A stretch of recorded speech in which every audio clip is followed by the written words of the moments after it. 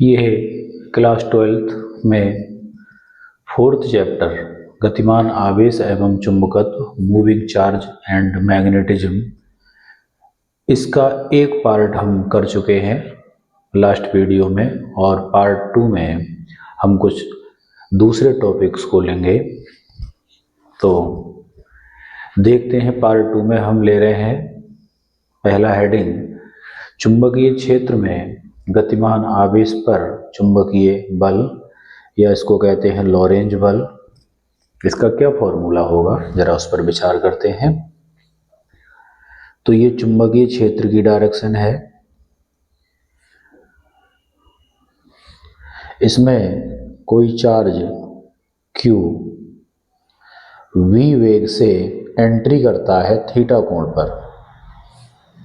कोई charge velocity v से इसमें एंट्री करता है और क्षेत्र की दिशा से थीटा कोण पर, तब उस पर लगने वाला चुंबकीय बल होता है F equal to B Q V sine theta, जहाँ Q उसका चार्ज है।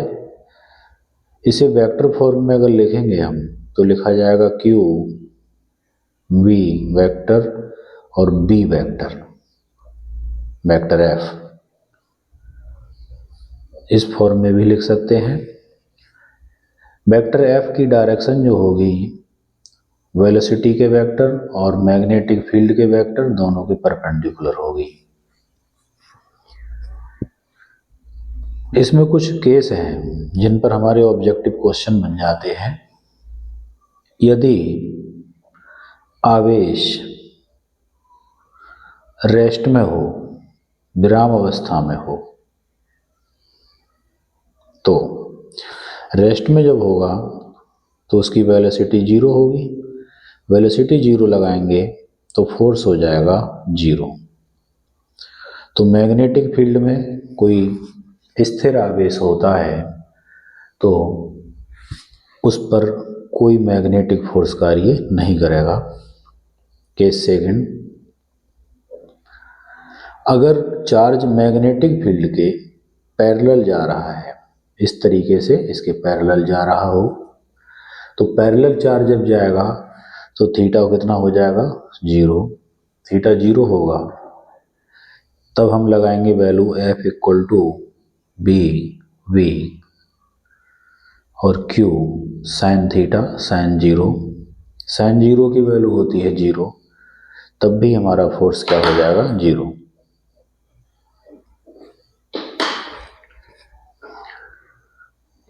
और केस थर्ड, इस पर ऑब्जेक्टिव आया है कि चुंबकीय क्षेत्र के समांतर कोई आवेश चल रहा है तो उस पर कितना बल कार्य करेगा, चुंबकीय बल, तो 0 होगा। केस थर्ड, यदि थीटा इक्वल टू 90 डिग्री हो, चार्ज मैग्नेटिक फील्ड के परपेंडिकुलर आ रहा हो, ऐसे आ रहा हो, रेड कलर से इधर चुंबकीय क्षेत्र है, इधर से कोई आवेश आ रहा है, तो उस पर कितना मैग्नेटिक फोर्स लगेगा। F equal to B Q B sine theta की जगह 90, तो बी क्यू बी साइन 90 की वैल्यू 1, उस पर मैक्सिमम फोर्स लगेगा।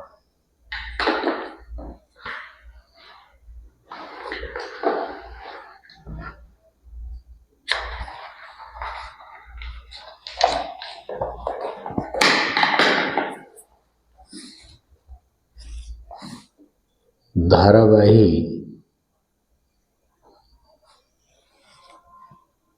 चालक पर चुंबकीय बल, अगर किसी तार में करंट बह रही हो तो वो तार कहलाएगा धारावाही चालक, करंट कैरिंग कंडक्टर। ये इसकी लेंथ है L और मैग्नेटिक फील्ड की डायरेक्शन राइट हैंड साइड की ओर है, इधर को है।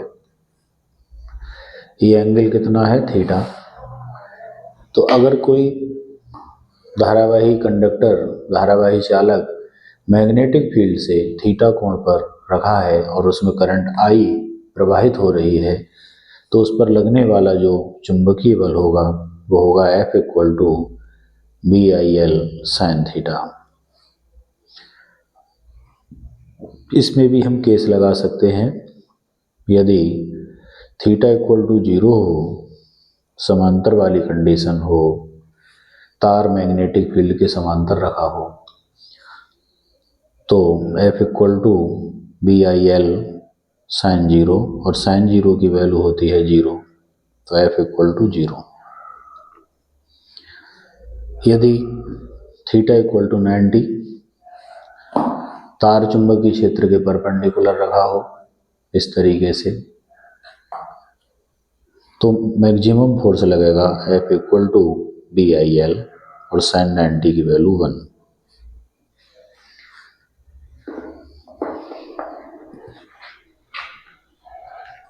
अब हम पढ़ने जा रहे हैं एक समान चुंबकीय क्षेत्र में गतिमान आवेश का पथ किस प्रकार का पथ होगा। एक समान चुंबकीय क्षेत्र में गतिमान आवेश का पथ, इसमें हम उसके पथ की त्रिज्या का फॉर्मूला निकालेंगे। माना चुंबकीय क्षेत्र कागज के तल के लंबवत अंदर की ओर है।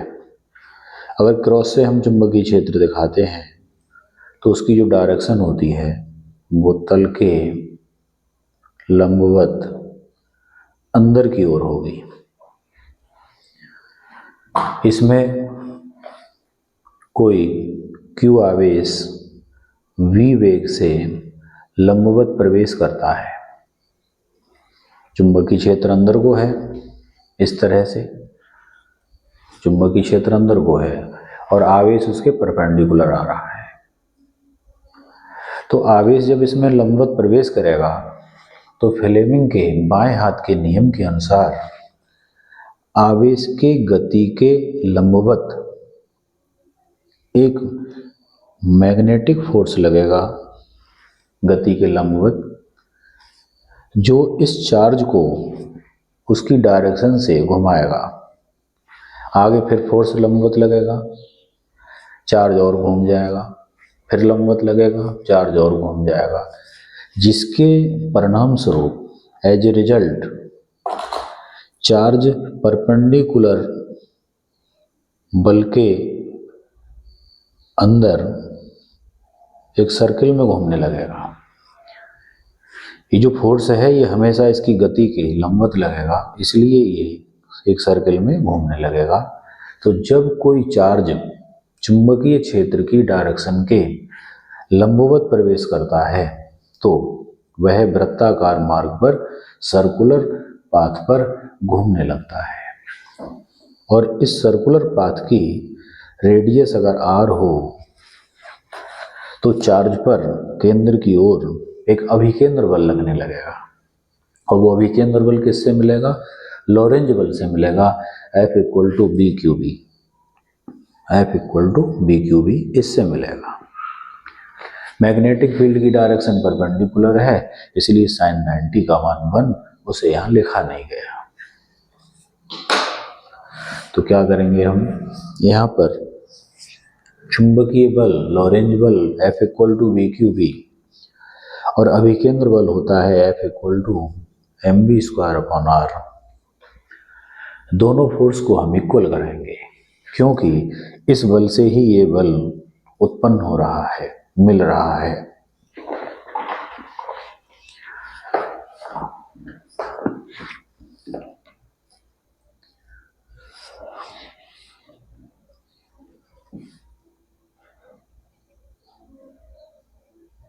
BQB equal to mv²/r, V से एक पावर कट जाएगी तो अपॉन का r क्रॉस मल्टीप्लाई से इधर आ जाएगा, r BQ equal to mv, तो r equal to mv upon bq, ये इसके वृत्ताकार पथ की त्रिज्या का फॉर्मूला हो गया।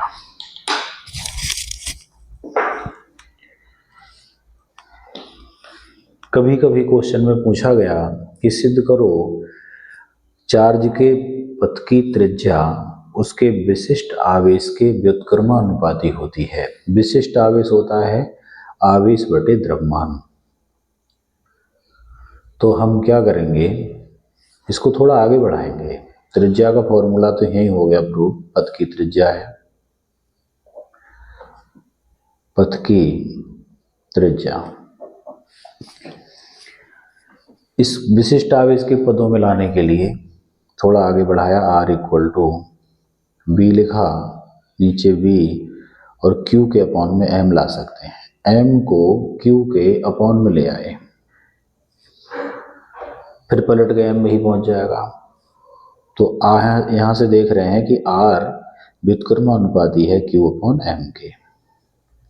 पथ की त्रिज्या विशिष्ट आवेश के व्युत्क्रमानुपाती है। इससे निष्कर्ष निकला कि जिस पार्टिकल का विशिष्ट आवेश कम होगा उसके पथ की त्रिज्या अधिक होगी, बड़ी होगी। अब देखते हैं आवर्तकाल का फॉर्मूला क्या होगा। आवेश के आवर्तकाल का सूत्र।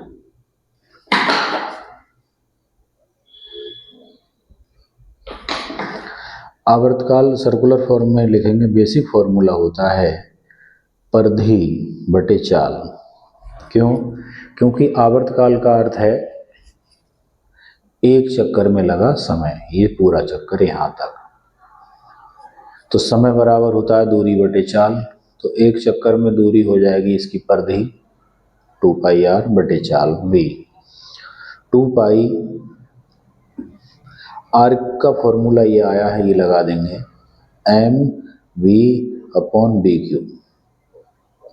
तो 2 पाई r की वैल्यू पुट कर दी, अपॉन में v है, v लिख दिया। v से भी कट जाएगा तो आ जाएगा t equal to 2 pi m upon B Q.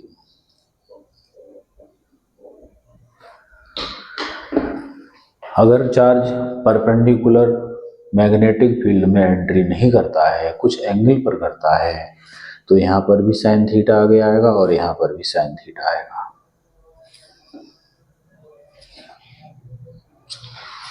अब हम एक केस देखते हैं कि यदि चार्ज मैग्नेटिक फील्ड के परपेंडिकुलर एंट्री ना करके कुछ तिरछा प्रवेश करे तो उसका पथ किस प्रकार का होगा। तो केस डाल ले रहे हैं। यदि आवेश चुंबकीय क्षेत्र में तिरछा प्रवेश करे, अर्थात थीटा 90 डिग्री ना हो, ये मैग्नेटिक फील्ड की डायरेक्शन है,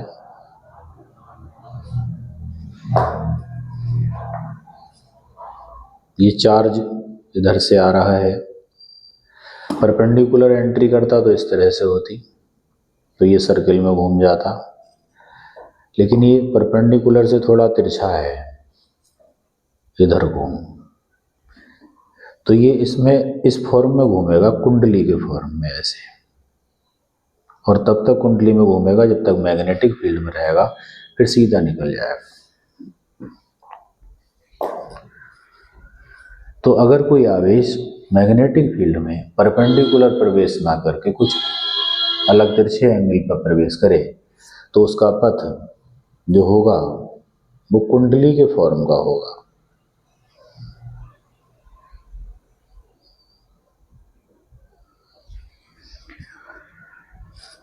यहाँ एक क्वांटिटी पढ़ी जाती है जिस पर वेरी शॉर्ट में क्वेश्चन भी आ जाता है, पथ की पिच।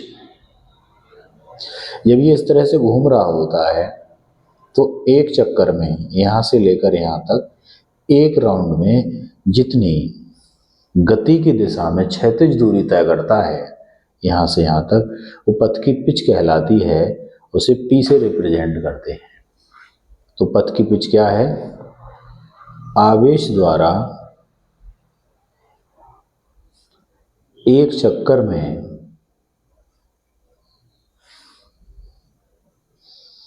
गति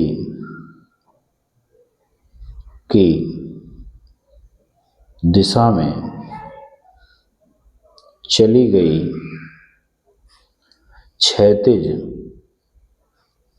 दूरी को पिच कहते हैं। पिच एक प्रकार की दूरी है, जैसे क्रिकेट में खेलते हैं तो वहां पिच की लंबाई होती है 22 कदम।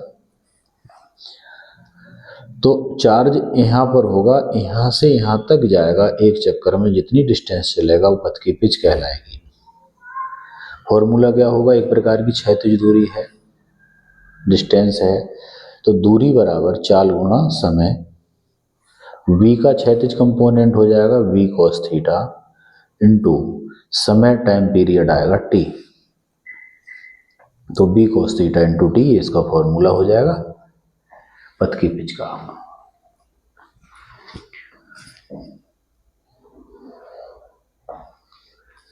आगे पढ़ते हैं एम्पियर कीपर में।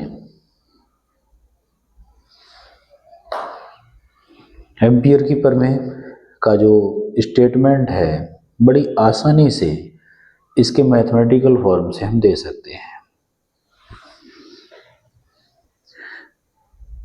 किसी तार में अगर करंट बह रही हो तो उस तार के चारों ओर मैग्नेटिक फील्ड उत्पन्न हो जाता है। ये ओरस्टेड के प्रयोग से सत्यापित हो चुका है। तो इस तार में करंट बह रही है आई ऊपर की ओर, तो यहाँ पर इसके चारों ओर चुंबकीय बल रेखाएं बनेंगी और इनकी जो डायरेक्शन होगी, क्योंकि इसमें करंट ऊपर को जा रही है, इसमें एंटी क्लॉकवाइज मैग्नेटिक फील्ड बनेगा मैक्सवेल के पेंच के नियम से। मैक्सवेल पेंच का नियम कहता है कि अगर हम पेंचकस को इस प्रकार चलाएं कि धारा की दिशा में पेंच की नोक जाए, तो इसमें धारा ऊपर को जा रही है तो पेंच की नोक इस प्रकार से ऊपर को जाएगी, तो हम कसेंगे उसको, ये इस प्रकार कसेंगे ऐसे। जब ऐसे कसेंगे तो उसकी नोक ऊपर जाएगी और कसने पे ये एंटी क्लॉकवाइज घूम रहा है, तो ये एंटी क्लॉकवाइज होगी। धारा नीचे आएगी तो हम उल्टा घुमाएंगे इसको, तो क्लॉकवाइज करंट हो जाएगी। यहाँ से यहाँ तक की रेडियस r, और जो इसके चारों ओर चुंबकीय बल रेखा दिखाई है, इसका कोई स्मॉल पार्ट हमने ले लिया, इसकी लेंथ क्या है dl, और मैग्नेटिक फील्ड की डायरेक्शन हर जगह स्पर्श रेखा की दिशा में होगी। तो मैग्नेटिक फील्ड इसकी परिधि पर स्पर्श रेखा की दिशा में हो गया, और परिधि का स्मॉल पार्ट ले लिया, वो हो गया dl। तो कथन स्टेटमेंट क्या होता है इसका? किसी बंद परिसीमा से घिरे तार के कारण उत्पन्न चुंबकीय क्षेत्र का रेखीय समाकलन, ये कहलाएगा चुंबकीय क्षेत्र का रेखीय समाकलन। चुंबकीय क्षेत्र का रेखीय समाकलन उस पथ से घिरी धारा का म्यू नॉट गुना होता है, इसका कथन हो जाएगा।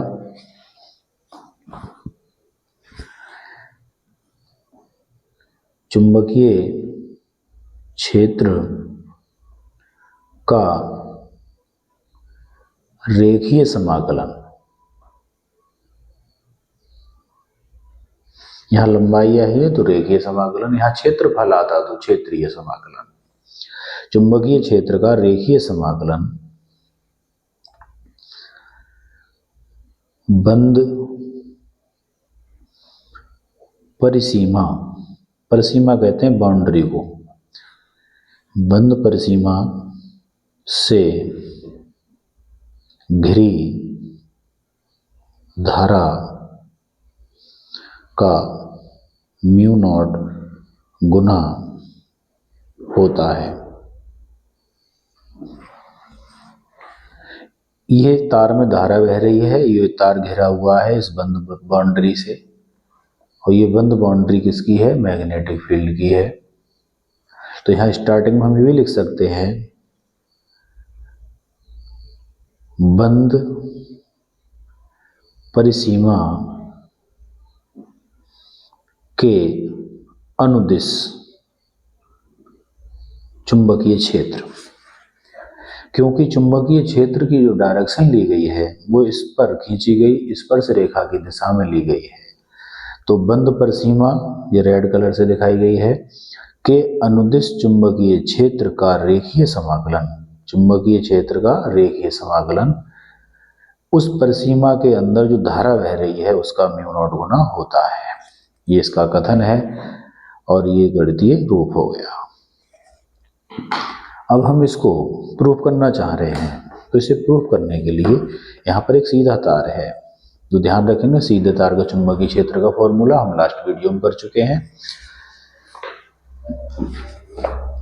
इसे प्रूफ करने के लिए हम इसकी LHS ले रहे हैं। ध्यान देंगे vector B dot dl।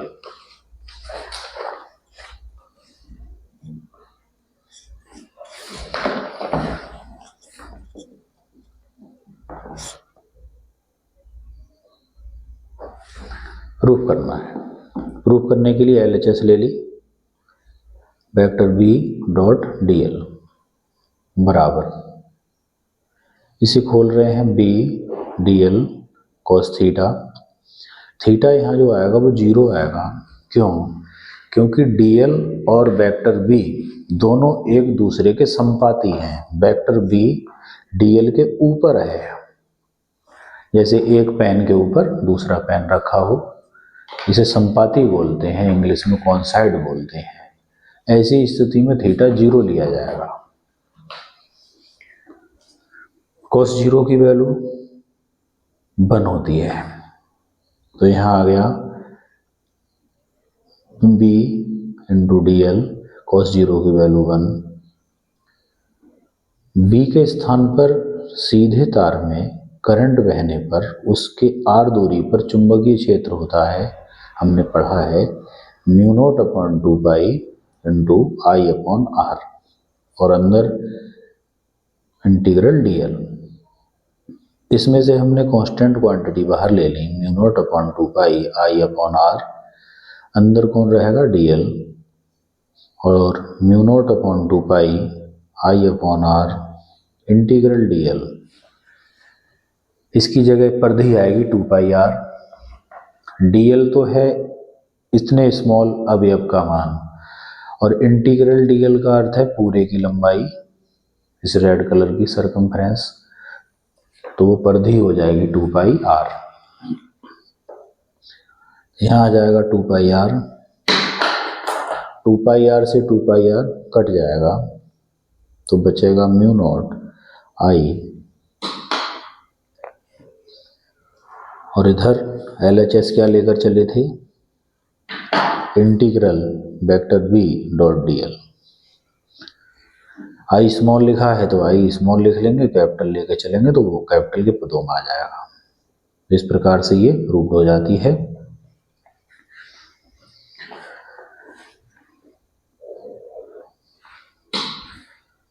Ampere के नियम के अनुप्रयोग, मतलब इसका उपयोग करके हम कौन कौन से फॉर्मूले निकाल सकते हैं। तो फॉर्मूले हम, एक होती है हमारी धारावाही प्रणालिका, करंट कैरिंग सोलेनॉइड। वो एक बेलनाकार पाइप होता है, उसके ऊपर तांबे के तार लिपटे होते हैं, इस तरह से खोखला बेलनाकार पाइप होगा मोटे गत्ते का, कागज का, और इस पर तांबे का विद्युत रोधी तार लपेट दिया जाए। विद्युत रोधी से मतलब है उसके ऊपर धागा चढ़ा हो, प्लास्टिक चढ़ी हो, और इस तार का संबंध डीसी करंट से हम कर दें तो ये जो सिस्टम बन गया समायोजन, ये मैग्नेट की तरह काम करेगा। इसका एक पोल एन पोल हो जाएगा और एक एस पोल हो जाएगा, एक एन ध्रुव और एक एस ध्रुव। वो इसमें घूमने वाले फेरे की करंट के अकॉर्डिंग बनेगा, किधर एन बनेगा किधर एस बनेगा, वो इसमें बहने वाली धारा के अनुसार बनेगा।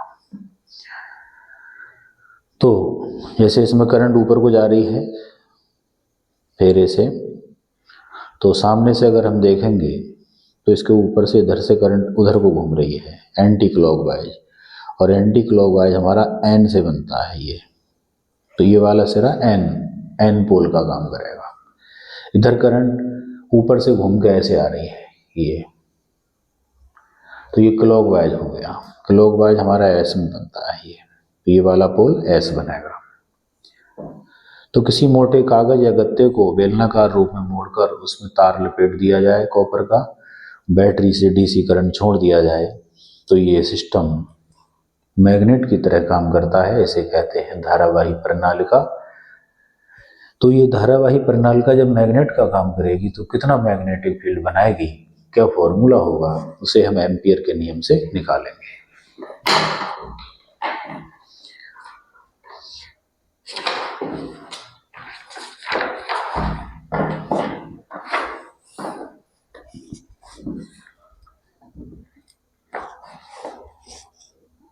हेडिंग बन जाएगा धारावाही परिनालिका की अक्ष पर चुंबकीय क्षेत्र, magnetic field at the axis of solenoid.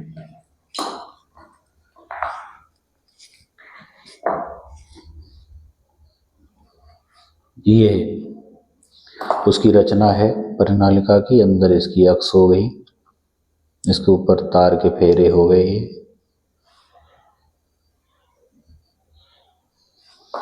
यहाँ अंदर मिड पॉइंट पर हमको मैग्नेटिक फील्ड का फॉर्मूला निकालना है। फॉर्मूला निकल के आएगा B = mu not small n into I. यहाँ स्मॉल n है प्रति एकांक लंबाई में फेरों की संख्या। तो एम्पियर के प्रमेय लगाकर हम इसे करेंगे। एम्पियर की प्रमेय लगाने के लिए एक बंद बाउंड्री माननी पड़ेगी। तो बंद बाउंड्री हमने ये मान ली, A, B, C और D।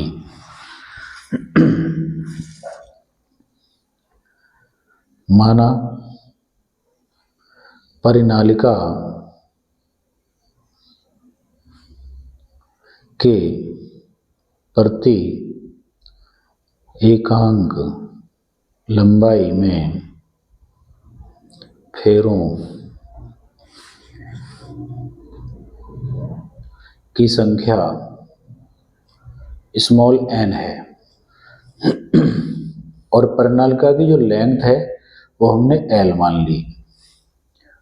तो कुल फेरे इक्वल टू हो जाएंगे small n into L।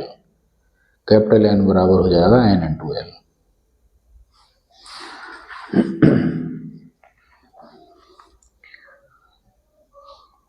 Ampere की प्रमेय से, एम्पियर की प्रमेय कह दी है integral vector B dot dl equal to mu not into I. I एक टर्न एक फेरे से रिलेटेड करंट अगर आई है तो कुल फेरों से रिलेटेड हो जाएगी, तो फेरों से मल्टीप्लाई कर देंगे n इंटू एल से। कुल फेरों की संख्या से मल्टीप्लाई कर दी। ये जो LHS का स्टेप है, ये चार इसकी साइडें हैं, चारों साइड के अलोंग टूटेगा। तो ये चार स्टेप में लिखा जाएगा vector B dot dl plus vector B dot D L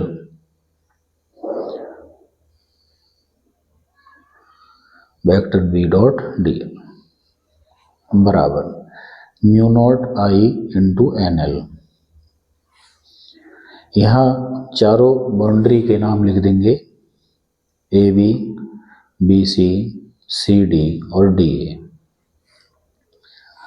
इसमें देखने की बात यह है कि जो ए बी साइड है वो अक्ष के समांतर है, यही अक्ष है, डॉट डॉट लाइन से दिखाई गई है। तो अक्ष भी हमारी ऐसी है और ये साइड भी उसी के ऊपर है, तो यह ए बी साइड अक्ष के समांतर है। समांतर में थीटा क्या लिया जाता है, 0। ये साइड दो परपेंडिकुलर हैं, बी सी और डी ए, ये वाली और ये वाली, और एक साइड हमारी बाहर है सी डी वाली, ये साइड बाहर है। तो मैं इसे खोलने जा रहा हूँ, इसमें 90 डिग्री एंगल लिया जाएगा दोनों में। इसे खोल रहे हैं तो B इंटू डी एल और यहाँ आएगा cos 0, इसमें आएगा B D L cos 90। C D side बाहर है, परिनालिका के बाहर, तो उसमें जो मैग्नेटिक फील्ड होगा 0 होगा, तो ये पद हो गया 0। इसमें आएगा integral B D L cos 90 mu not N I L, B integral D L cos 0 का मान 1, cos 90 की वैल्यू 0 प्लस cos 90 की value 0, mu not N I L. ये स्टेप फिर बताते हैं, होता है vector B dot D L equal to mu not I, एक टर्न से संबंधित, एक फेरे से, और फेरे कितने हैं, कैपिटल एन, जिसकी वैल्यू क्या है, एन इंटू एल। एक अंक लंबाई में फेरे एन, 1 सेंटीमीटर में एन, तो 2 सेंटीमीटर में 2n, एल सेंटीमीटर में एल एन, तो कुल फेरे से हमने गुणा कर दी। ये बराबर आ जाएगा, तो b इंटू डी एल का मतलब है इसका स्मॉल पार्ट, इतना सा ही है, और इंटीग्रल डी एल का अर्थ है पूरी यहाँ से वहाँ तक लंबाई, तो पूरी लंबाई हो गई L, mu not N I L, तो एल से एल कट जाएगा, बी इक्वल टू बचेगा म्यू नॉट एन आई। इस चैप्टर का शेष पार्ट हम 3rd वीडियो में पूरा करेंगे, जो थ्योरी बची। धन्यवाद।